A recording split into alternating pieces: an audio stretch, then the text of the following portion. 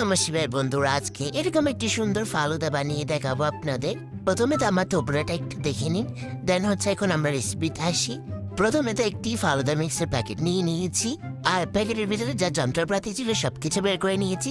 Sorry guess, মানে খাবার দাবার আর কি। প্রথমে এখান থেকে একটা জেলো প্যাকেট বেরিয়েছে, সেটা হাতে নিয়ে নিলাম।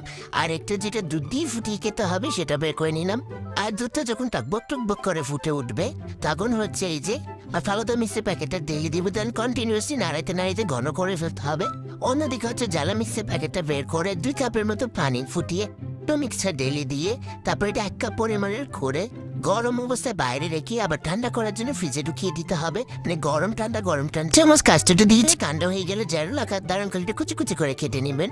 অন্যদিকে ফালুদা মিক্সটা ঘন হয়ে গেলে এটা নামিয়ে ঠান্ডা করে ফ্রিজে রেখে আপনার পছন্দ মতো এখানে ফ্রুট দিয়ে দিবেন। এত বন্ধুরা আমরা গরিবস, তার জন্য এখানে তেমন কোনো ফল দিতে পাইনি। একটা বেদানা যেটা কিনতে ফকির হয়ে গিয়েছি, কেন একটা বেদানা 2টা আপেল কুচি কুচি করে কেটে এখানে মিক্স করে নিচ্ছে। এখন আমার মা আর আমার ভাগ্নি মিলে এটা হচ্ছে রিভিউ দিবে।